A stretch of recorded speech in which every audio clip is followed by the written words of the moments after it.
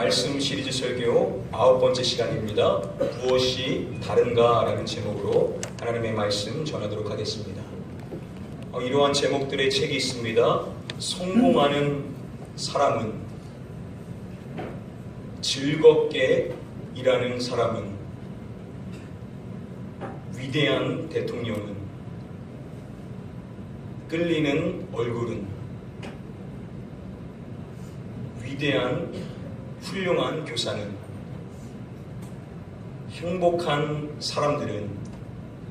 자, 이 책들은 다 서로 다른 주제를 갖고 있지만은 공통점을 찾고자 하는데요. 그것은 무엇이냐면 이와 같은 사람들의 다른 점. 그래서 그 책의 제목을 보시면은 다 무엇이 다른가 라고 제목이 되어 있는 것을 볼 수가 있습니다. 다 똑같은 사람이 아니라는 것이죠. 성공하는 사람, 즐겁게 일하는 사람, 또 위대한 지도자, 그리고 끌리는 얼굴을 가지고 있는 사람, 그리고 훌륭한 교사, 행복한 삶을 사람들은 뭔가 다른 점을 갖고 있기 때문에 그런 다른 삶을 살 수가 있다는 것입니다.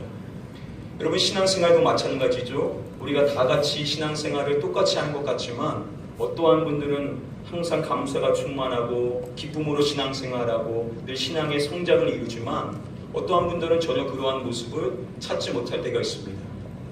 같이 신앙생활을 하지만 차이가 있다는 것이죠. 오늘 본문의 말씀을 보시면은 시편 119편 이제 8번째 연에 해당이 되는 말씀을 우리가 함께 나누기를 원합니다.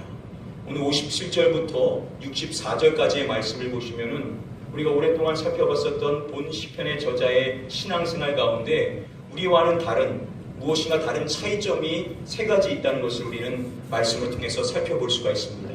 오늘 그 3가지의 차이점을 우리가 함께 좀 살펴보기를 원하는데요. 이 시간 바라옵기는 오늘 주시는 말씀의 가르침을 통하여서 저와 여러분들의 신앙생활도 변화받고 또 성장할 수 있는 그런 은혜가 임하게 되시기를 주님의 이름으로 간절히 축복하며 축원드립니다. 아멘. 우리 함께 다음에 본문 말씀 57절의 말씀 같이 한번 읽어보도록 하겠습니다. 여호와는 나의 분깃이시니 나는 주의 말씀을 지키리라 하였나이다. 이 본문의 말씀에서 먼저 분깃이라는 단어를 우리가 먼저 좀 살펴볼 필요성이 있는데요. 이 분깃이라고 번역이 된 이 히브리어의 단어는요, 헬라크라는 단어입니다. 이 단어의 뜻은 목, 유산, 기업 등을 의미합니다. 이스라엘 백성들이 가나안 땅을 정탐한 이후에 지파별로 땅을 유업으로 받게 됐죠. 그들에게 있어서 이 땅은요, 너무나도 중요한 요소였습니다. 그 말씀에 보시면은 그 땅의 7부분, 그 땅의 부분을 각 지파가 얻었음을 이야기할 때 이 부분이라고 이 번역된 단어가 바로 헬라크라는 단어입니다. 그러니까 분깃의 의미로서 이스라엘 백성들이 얻은 것이 땅이라는 것이죠. 당시 가나안 땅에 정착한 그들에게 있어서 이 땅은요, 여러 요소에 있어서 사회적으로도 그렇고 경제적으로도 그렇고 정치적으로도 그렇고 그들의 삶의 안정을 가져다 줄 수 있는 삶의 중요한 기반으로 여겨질 수 있는 요소입니다. 이러한 중요한 삶의 기반으로 여겨질 수 있는 것이 바로 분깃, 부분이라고 번역된 헬라크라는 것이죠. 자, 그런데 그러한 삶의 중요한 기반으로 여겨질 수 있는 땅을 지파들 가운데 얻지 못한 지파가 있죠. 어떠한 지파입니까? 레위 지파 같은 경우에는 분깃, 헬라크가 없다라고 성경은 이야기합니다. 그들의 삶에 있어서 없어서는 안 되는 그 헬라크를 그들이 얻지 못한 이유가 무엇인지 다음의 말씀이 이렇게 밝혀주고 있습니다. 너는 이스라엘 자손의 땅에 기업도 없겠고 그들 중에 아무 분깃도 없을 것이나 내가 이스라엘 자손 중에 내 분깃이요 내 기업이니라 라고 말씀해 주십니다. 하나님께서 레위 지파에게 기업과 분깃이 없는 이유를 이렇게 말씀해 주시죠. 내가 이스라엘 자손 중에 네 분깃이요 네 기업이니라 라고 말씀하십니다. 레위 지파에게 분깃과 기업, 헬라크를 그들에게 주지 않은 이유는 무엇이냐면 바로 하나님께서 그들의 분깃이 되시고 그들의 기업이 되시기 때문이다 라고 그렇게 밝혀주시고 계신 것입니다. 그들의 삶에 있어서 없어서는 안 되는 이 헬라크, 그 땅을 그들에게 주지 않음으로 말미암아 하나님께서 그들이 배우기를 원하는 사항이 있었죠. 그것은 무엇이냐면 그들이 비록 다른 지파들이 그 중요한 요소라고 할 수 있는 그 헬라크, 그 땅을 분깃으로 받았지만 그들이 오해하지 말아야 된다는 것은 무엇이냐면 그 땅이 그들의 인생의 삶의 기반이 아니라는 것이죠. 그들의 삶의 기반은 땅과 같은 다른 요소들이 아니라 하나님 자신이 바로 그들의 삶의 가장 중요한 기반이라는 것을 그들에게 깨닫게 하시고자 레위 지파를 그들에게 모델로 세워주셨던 것입니다. 그러니까 삶의 기반으로서 땅은 사실 그들에게 있어서 없어서는 안 되는 필수적인 요소였습니다. 그래서 하나님이 그들에게 땅을 허락해 주신 것이죠. 그 땅을 축복으로 그들에게 주셨지만 그들이 오해하지 말아야 될 것은 이 땅, 이 헬라크, 그 분깃이 그들의 인생의 삶의 진정한 분깃은 아니라는 것입니다. 그것이 중요한 것은 사실이지만 그들의 분깃은 그 땅이 아니라 그 땅을 그들에게 허락해 주신 하나님 자신이 그들의 삶의 기반, 분깃이 된다라는 것을 그들이 깨닫기를 원하셨던 것입니다. 저와 여러분도 신앙생활하다 보면 우리도 현실의 이 땅에서 인생을 살고 있기 때문에 우리도 요구되는 것들이 많이 있죠. 그래서 우리가 삶의 기반과 같이 여기는 것들이 많이 있습니다. 건강도 중요하고 경제적인 것도 중요하고 직업도 중요하고 인간관계, 우리 자녀의 관계 이런 것들이 다 중요하지 않습니까? 그래서 우리는 이러한 것들을 놓고 기도하고 감사하게도 하나님께서는 우리의 필요를 채워주십니다. 그런데 문제는 무엇이냐면 우리가 이런 것들을 지나치게 강조한 나머지 우리의 신앙생활에 있어서 기반, 그 분깃을 이런 것들로 삼는다는 것이죠. 신앙생활은 무엇입니까? 하나님이 우리의 삶의 기반, 분깃이 된다는 것을 고백하는 것이 신앙생활입니다. 아멘. 우리가 신앙생활을 하고 있는데 그래서 하나님을 삶의 기반으로 여겼는데 우리의 건강의 문제, 물질의 문제, 직업의 문제, 인간관계의 문제에 놓이게 되다 보면 마치 그런 것이 내 삶의 전부인 것처럼 그런 것만을 강구하며 기도하게 된다는 것이죠. 그래서 하나님이 삶의 기반이 되는 것이 아니라 다른 요소들이 삶의 기반이 되게 된다는 것입니다. 그래서 우리에게 이와 같은 문제가 노출되게 되면 우리가 마치 인생의 삶의 소망이 끊어진 것처럼 낙심하게 되는 이유가 바로 여기에 있는 것입니다. 하나님이 삶의 기반이 되면 그러지 않는데 이러한 요소들이 삶의 기반이 되다 보니까 이러한 문제에 봉착하게 되었을 때 우리의 소망이 마치 끊어진 것처럼 우리가 절망하게 되는 이유가 여기에 있다는 것이죠. 그런데 오늘 본문의 시편의 저자가 고백하는 그 첫 번째 사항이 무엇입니까? 그는 이렇게 말하는 것입니다. 여호와는 나의 분깃이시니. 다른 것이 내 인생의 삶의 기반이 아닙니다. 여호와 하나님, 바로 당신이 저의 인생의 삶의 분깃, 저의 삶의 유일한 기반이 됩니다. 라고 그는 그렇게 고백을 하고 있는 것입니다. 이러한 이 고백의 의미가 무엇인지 교회 용어 사전을 보시면은 하나님께서 나의 모든 것 되심을 고백하는 뜻이다 라고 그렇게 설명을 해줍니다. 하나님, 당신이 저의 모든 삶의 모든 것이 되십니다. 저의 인생의 삶의 유일한 필요는 바로 하나님 한 분밖에 없습니다 라고 그는 그렇게 고백함으로써 나에게 건강이 없고 나에게 물질이 없고 나의 인간관계 문제 속에서 내가 많은 고난을 빠져있다 하더라도 그런 것이 문제가 되지 않는 이유는 바로 하나님께서 저에게 있기 때문에 저의 분깃은 오직 여호와 하나님 당신밖에 저의 삶의 분깃은 없기 때문에 자신의 어떠한 문제에 노출돼도 자신은 낙심하지 않는다라고 그렇게 고백을 하고 있는 것입니다. 아멘.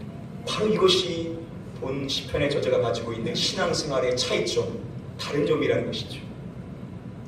우리는 오해할 수 있는 게 아니 목사님 본 시편의 저자가 넉넉한 환경에 있으니까 그렇게 고백하는 거 아닙니까? 라고 그렇게 생각할 수 있을 것입니다. 그런데 오늘 본문 말씀해 보시면은 그렇게 이가 61절에 이렇게 이야기하죠. 악인들의 줄이 내게 두루 얽혔을지라도 라고 이야기합니다. 자, 여기서 이 줄이라고 번역이 된 이 단어인 이 헤벨이라는 단어의 뜻은 올가미, 덫을 이야기합니다. 그러니까 악인들의 올가미와 덫이 자신을 두루 얽혔다라고 이야기합니다. 그래서 이것을 한 영어 성경 번역본은 이렇게 설명하는데요. 악인의 무리가 나를 강탈했다라고 그렇게 설명을 해줍니다. 악인이 무리를 지어서 자신을 강탈하고 있는 그러한 고난의 상황 속에 놓여 있는 것입니다.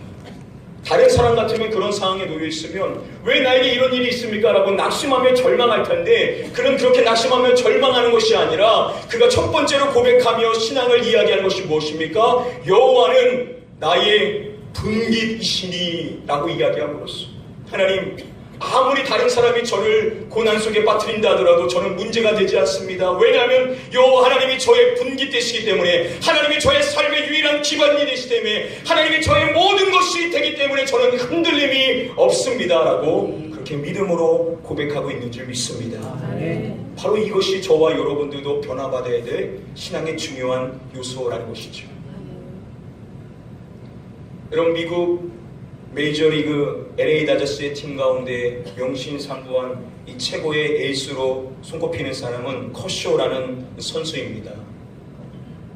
이 커쇼가 대단한 사람인 것은요, 이 메이저리그 투수에게 수여되는 최고의 상이라고 할 수 있는 이 사이영상을 3번이나 수상하고 MVP로 1번 뽑힐 정도로, 그래서 사람들이 말하기를 그는 현역 최고의 선발 투수다라고 그렇게 설명을 합니다.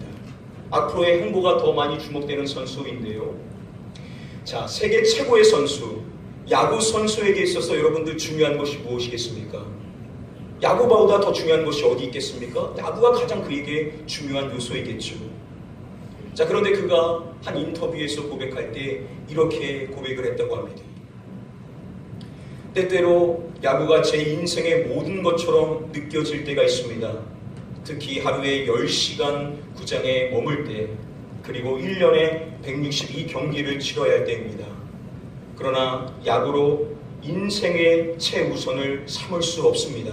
비록 어떤 날은 성경을 읽을 여유도 없이 바쁘지만 나는 주님을 중심에 모시고 지속적으로 그분을 생각하면서 이겨나갑니다 라고 그렇게 고백을 했다고 합니다. 세계 최고의 투수로 손꼽히는 야구 선수가 야구는 자신의 인생의 최우선이 아니라는 것입니다. 오히려 주님을 그 중심에 모시고 그분을 묵상하며 승리하는 신앙생활을 영위하는 것이 그의 인생의 삶에 더 우선순위가 된다라고 그렇게 고백을 하고 있는 것입니다. 여러분, 이러한 사람이야말로 여호와는 나의 분깃이시니, 하나님만이 저의 삶의 기반이고 저의 모든 것이 되십니다라고 고백하는 삶의 모습일 줄 믿습니다. 여러분, 우리 인생의 삶에 중요한 것이 많지만 하나님이 우리에게 기대하시는 것은 바로 이것입니다. 하나님 우리에게 첫 번째로 말씀해 주시는 것은, 우리가 신앙생활을 할 때 많은 필요가 있지만, 그러나 하나님은 우리에게 원하시는 것은 하나님께서 나의 삶의 가장 중요한 기반이자 나의 모든 것 되심을 고백하는 자가 되기를 원하신다라고 우리에게 말씀해 주시고 계십니다. 여러분, 저와 여러분들의 헬렉, 분깃은 무엇입니까? 혹시 우리의 건강을, 물질을, 우리의 직장을, 우리의 자녀에게 삶의 기반을 두고 있지는 않습니까? 하나님은 그런 것이 아닌, 여호와 하나님 그 자신에게 분깃을 삼고 인생을 살아가게 될 때 우리의 모든 필요를 채워주시고 우리를 더욱 넉넉한 인생의 삶으로 인도해 주신다는 사실을 깨달으시는 저와 여러분들 되시기를 주님의 이름으로 간절히 축복하며 축원드립니다. 아멘. 첫 번째로 하나님은 여호와 하나님이 나의 분깃 되심을, 삶의 기반이고 모든 것 되는 것을 고백하기를 원하신다라고 첫 번째로 말씀하십니다. 우리 두 번째 가르침 받기 위하여 우리 다음의 말씀 함께 읽어보도록 하겠습니다. 내가 내 행위를 생각하고 주의 증거들을 향하여 내 발길을 돌이켰사오며. 본시편의 저자가 말하기를 내가 내 행위를 생각하고 라고 말합니다. 이것은 어떠한 의미냐면 자신의 인생의 여정을, 그리고 자신의 삶의 방향을 돌아보았다, 자신의 삶을 점검하였다라는 의미를 가지고 있습니다.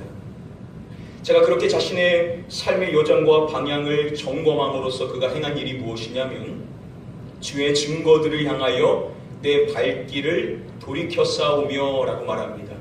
삶의 방향을 점검하고 그 삶의 방향을 잡는데 어디를 향하여 잡느냐면 주의 증거들, 하나님의 말씀을 이야기하죠. 하나님의 말씀을 향하여 자신의 삶의 방향을 설정했다라고 이야기하는 것입니다.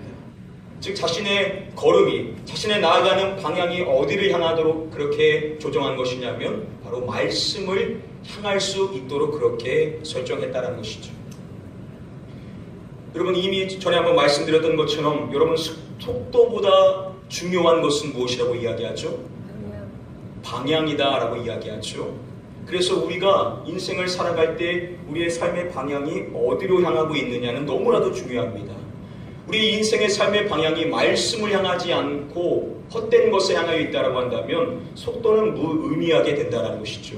그래서 우선순위는 무엇이냐? 바로 삶의 방향을 말씀으로 향하도록 하는 것입니다. 그런 점에 있어서 본 시편의 저자가 주의 증거들을 향하여 내 발길을 돌이켜 싸우며 자신의 삶의 방향을 말씀으로 향하도록 그렇게 했다는 것은 너무나도 위대한 고백입니다. 저희도 이러한 고백을 하며 이러한 삶의 방향을 우리도 잡으며 말씀으로 회개하고 말씀을 통해 우리의 삶의 방향을 설정하죠. 자, 그런데 문제는 우리가 거기서 멈추고 그 다음으로 나아가지 않는 점이 있다는 것입니다. 여러분, 물론 중요한 것은 삶의 방향을 정하는 것이 너무나도 중요합니다. 자, 그런데 그렇다고 해서 삶의 방향만이 중요하고 그러면 삶의 그 속도, 말씀을 향한 그 속도는 아무런 의미가 없냐? 무가치한 것이냐? 결코 그렇지가 않다라는 것이죠. 삶의 방향이 정해졌다면 이제 그 말씀으로 향하여 나아가는 그 속도 역시도 우리는 가치 있게 여길 필요성이 있다는 것입니다. 하버드 행동 심리학 강의라는 책에 보시면은요, 이러한 내용이 있습니다. 사람들은 대개 결정을 내린 후에 이행 시기를 최대한 미루기 위해 온갖 핑계거리를 찾지만 시간을 끄는 만큼 결정이 잘못된 결과로 이어질 확률이 높아진다는 사실을 알지 못한다. 빠르게 결정을 내리고 이를 즉시 행동으로 옮길 때 잘못된 결과의 확률을 줄일 수 있다라고 그렇게 설명을 해줍니다. 결정을 내렸다면, 다시 말하면 삶의 방향이 정해졌다면 신속히 행해야 된다는 것입니다. 그것을 지체하면 지체할수록 잘못된 결과가 도출될 가능성이 많다는 것이죠. 그래서 우리가 삶의 방향이 정해졌으면 우리가 그 방향대로 행하는 것을 신속히 해야 될 필요성이 있다라고 말함으로써 삶의 방향뿐만 아니라 그 삶의 속도 역시도 무시해서는 안 된다라고 가르쳐 주는 것입니다. 그래서 오늘 본문의 말씀을 보십시오. 그가 말하기를 주의 증거들을 향하여 주의 발길을 돌이켜 싸우며, 즉 자신의 삶의 방향을 말씀으로 향하게 했다라고 그렇게 고백하고 그치는 것이 아니라 그가 이어서 이렇게 말하는 것을 우리는 주목해야 됩니다. 우리 함께 다음의 말씀 읽어보겠습니다. 주의 계명들을 지키기에 신속히 하고 지체하지 아니하였나이다. 그가 말하기를 주의 계명들을 지키는 것을 이야기하죠. 그런데 그 계명을 지키는데 어떻게 지킨다고 이야기합니까? 신속히 하고, 하나님의 말씀을 지킬 때 서둘러 한다라고 이야기합니다. 또 말하기를 지체하지 아니하였나이다 라고 이야기합니다. 똑같은 의미죠. 신속하게 하고 지체하지 않았다라고 이야기하는 것입니다. 결국 똑같은 의미를 반복하여 이야기함으로써 그가 강조하는 내용은 무엇이냐? 자신이 하나님의 말씀을 지키는 일에 있어서 얼마나 서둘러 행했는지, 그 말씀을 지키는 그 속도를 얼마나 그가 중시했는지 그는 고백을 하고 있다는 것이죠. 말씀을 향한 방향만 중시한 것이 아니라, 그 말씀을 향한 방향만 설정하고 끝나는 것이 아니라 이 말씀을 지키는 일을 그는 중시하고 그 말씀을 향하여 나아가는 그 속도 역시도 그는 강조함으로써 우리가 말씀을 향한 방향만 정하고 끝나는 것이 아니라 반드시 우리는 그 말씀을 지키는 일 역시도 신속히 하는 자가 되어야 된다라고 우리에게 말씀해주고 있는 것입니다. 바로 이것이 저와 여러분들의 가지고 있는 신앙생활에 꼭 있어야 될 점이죠. 본 시편의 저자는 삶의 방향만 아니라 말씀을 향해 나아가는 속도 역시도 중요하다는 것입니다. 그래서 우리가 암송한 말씀 가운데 주의 계명들의 길로 어떻게 한다고 이야기하죠? 달려가리다 라고 이야기하죠. 하나님의 말씀을 향하여서 달려가는 자가 되기를 원합니다 라고 이야기함으로써 그 말씀을 지키는 일에 있어서 그가 얼마나 열정을 품었는지, 그 말씀을 향해 달려가는 그 속도에 있어서 그가 얼마나 중시했는지를 봤었을 때 저와 여러분들도 말씀을 향한 방향만 설정하고 끝나는 것이 아니라 말씀이 정해졌다면, 말씀의 은혜를 누렸다면 그 말씀에 받은 바 그 은혜를 신속히 지키는 자, 지키는 일에 있어서 지체하지 않는 자가 되어야만 될 줄 믿습니다. 이러한 말이 있습니다. 지체된 순종은 결코 순종이 아니라 불순종이다 라고 이야기합니다. 우리가 하나님의 말씀을 순종하는 것을 지체하고자 하는 것은 순종의 모습이 아니라는 것이죠. 그것이야말로 불순종의 모습이다라고 이야기를 하고 있는 것입니다. 그래서 순종은 빠르면 빠를수록 좋다라고 이야기합니다. 한번 따라해 보겠습니다. 순종은 빠르면 빠를수록 좋다. 하나님의 말씀의 은혜를 받은 바가 있으면, 그 말씀을 통하여 결정한 바가 있으면 그 말씀을 지키는 일을 신속히 행하고 지체하지 않아야 된다라는 중요한 말씀의 가르침을 우리에게 주시고 계신 것입니다. 바로 이것이 하나님께서 오늘 우리에게 주시는 두 번째 말씀의 가르침입니다. 말씀의 방향도 중요하지만 우리는 나아가서 그 말씀을 향하여 달려가는 삶, 그 말씀을 지키는 일에 있어서 지체하지 않고 신속히 행하는 자가 되어야만 된다라고 두 번째로 우리에게 말씀해 주시고 계십니다.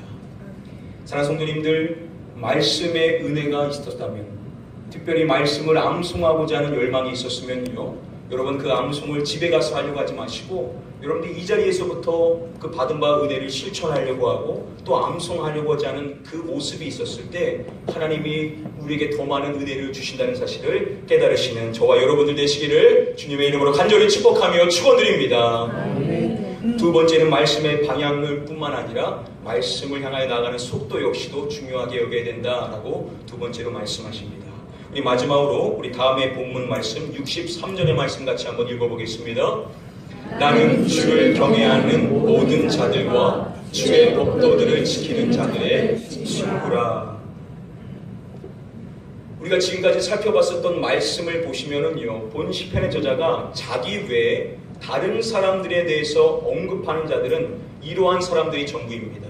어떠한 사람들이냐면요, 고관들, 자신을 비방하는 자죠.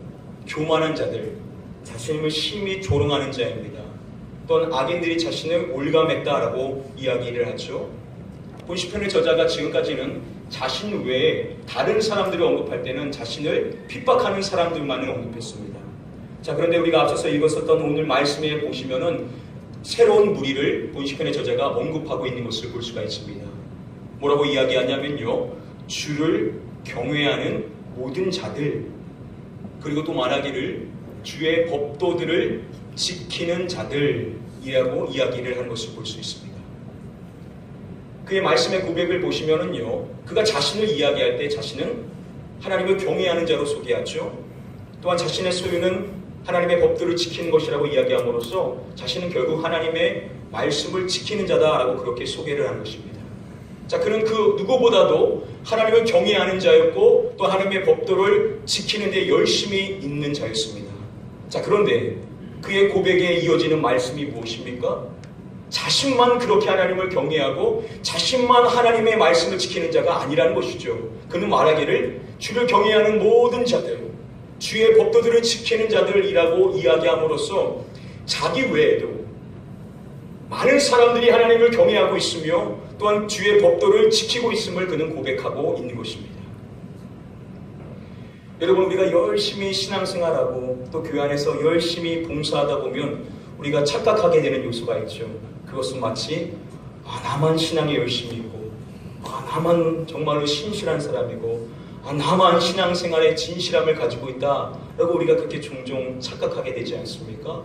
이러한 마음을 품다 보니까는 하나님이 가장 싫어하시는 교만의 마음, 내가 이 교회 안에서 가장 신실하다라는 그런 착각과 교만에 빠지게 되는 원인이 여기에 있습니다. 나만 신실하다, 나만 하나님의 말씀을 지키고 있다, 나만 주님을 경외한다, 나 같은 사람은 없다라고 그렇게 우리가 착각하게 되는데요, 본 시편의 저자는 그렇지 않은 것입니다. 자신 외에도 주님을 경외하는 자들이 있을 뿐만 아니라 주의 법도를 지키는 자들이 있다라고 그렇게 고백하면서 그런 자들과 자신을 연결하여서 뭐라고 자신을 소개하냐면 자신은 그런 자들의 친구라라고 그렇게 고백을 하고 있는 것을 볼 수가 있습니다. 자, 여기서 이 친구라고 번역이 된 히브리어인 이 하베르라는 단어의 뜻은요, 연합한 자라는 뜻을 가지고 있습니다. 그러니까 자신은 주님을 경외하는 다른 사람들, 주의 법대로 지키는 다른 사람들과 연합되어 있는 자다라고 그렇게 고백을 하고 있다는 것입니다. 그래서 세계적인 강해 설교가인 제임스 몽고베리 교수가 말하기를요, 이렇게 이야기를 합니다. 본 시편의 저자는 하나님의 계명을 지키는 다른 사람들과 연합된 신앙생활을 했다라고 그렇게 고백을 하고 있습니다. 그러니까 신앙생활을 할 때 독불장구식으로 나 홀로 잘났다라고 신앙생활한 것이 아니라 물론 그는 그 누구보다도 열심을 품고 하나님을 경외하며 주의 말씀을 지켰지만 홀로 된 신앙생활을 한 것이 아니라 다른 사람들, 동일하게 하나님을 경외하고 주의 말씀을 지키는 자들과 연합되어서 공동체를 이뤄서 더불어 함께하는 신앙생활을 영위했다라고 그렇게 설명해 주고 있는 것입니다. 바로 이것이 하나님께서 우리에게 기대하시는 마지막 신앙생활의 차이점, 우리가 지녀야 될 모습이라는 것이죠. 나 혼자 신앙생활하는 것이 아니라 다른 사람들과 함께 협력하여서, 연합하여서 함께 격려하고 서로 힘을 실어줄 수 있는 공동체를 이루는 신앙생활을 하기를 원하신다라고 우리에게 말씀해 주시는 것입니다. 세 번째로 하나님께서 오늘 본문 말씀을 통하여서 우리에게 주시는 마지막 가르침은 바로 이것입니다. 우리가 신앙생활을 열심히 하되 나 홀로 된 신앙생활이 아니라 다른 사람들과 연합하여서 더불어 신앙생활을 해야 된다는 것입니다. 오늘 교회 안에 보면요, 개인주의적인 영성, 나 홀로 된 신앙생활을 하는 사람들이 의외로 많이 있습니다. 여러분, 하나님께서 우리에게 원하시는 것은 나 혼자 신앙생활하는 것이 아니라 함께 연합하여서 함께 힘을 주고 함께 위로해주며 함께 격려함으로써 공동체를 이루기를 원하신다라고 우리에게 말씀하십니다. 사랑하는 성도님들, 외롭게 신앙생활하지 마시고 함께하는 자리에 나오셔서 더불어 공동체를 이루는 연합된 신앙생활 하시기를 주님의 이름으로 간절히 축복하며 축원드립니다. 아멘. 오늘 하나님께서 우리에게 주시는 말씀 간단히 정리해드림으로써 오늘 말씀 마치도록 하겠습니다. 우리의 신앙생활에 있어서 다른 점, 차이점, 첫 번째로 하나님이 우리에게 기대하시는 바는 무엇이냐면 우리의 신앙생활 가운데 하나님께서 우리의 분기 되심을, 즉 우리의 하나님께서 나의 삶의 가장 중요한 기반이 되심을, 나의 삶의 모든 것이 됨을 고백하는 자가 되기를 원하신다라고 첫 번째로 우리에게 말씀해 주십니다. 두 번째로 우리가 말씀의 방향을 정한 것으로서 그칠 것이 아니라 우리는 그 말씀을 향하여 달려가는 삶, 즉 그 말씀을 지키는 일에 있어서 지체하지 않고 신속히 지키는 자가 되기를 원하신다라고 두 번째로 말씀해 주십니다. 마지막으로 우리가 홀로 외로이 신앙생활하기를 원하지 않으십니다. 하나님은 우리가 다른 사람들과 연합하여서 더불어 함께하는 신앙생활을 하기를 원하신다라고 우리에게 말씀해 주십니다. 아멘. 여러분, 이 세 가지의 말씀의 가르침을 여러분의 가슴에 새기시고 한 주간 살아가실 때 이 말씀대로 순종하셔서 하나님이 여러분들의 삶의 모든 것 되심을 고백하시고 하나님의 말씀에 은혜가 있었다면 그 말씀을 서둘러 지키시고 신속히 지키시고 또 함께 공동체를 이뤄 함께 힘을 얻으시는 더불어 신앙생활 하시는 저와 여러분들 되시기를 주님의 이름으로 간절히 축복하며 축원드립니다. 아멘. 여러분들 말씀 암송 계속해서 잘하시고 계신 줄 믿습니다. 우리 지난 한 주 동안 또 말씀 암송 어떻게 하셨는지 이 준비된 영상 함께 보시도록 하겠습니다.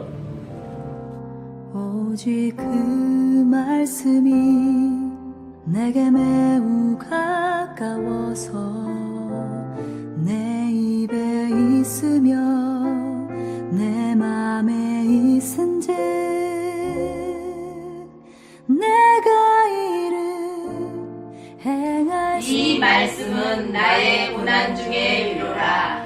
주의 말씀이 나를 살리셨기 때문이니이다. 아멘. 시편 119편 50절 말씀. 가까워서 마음을 다하고 성품을 다한즉 내가 이를 행할 수 있.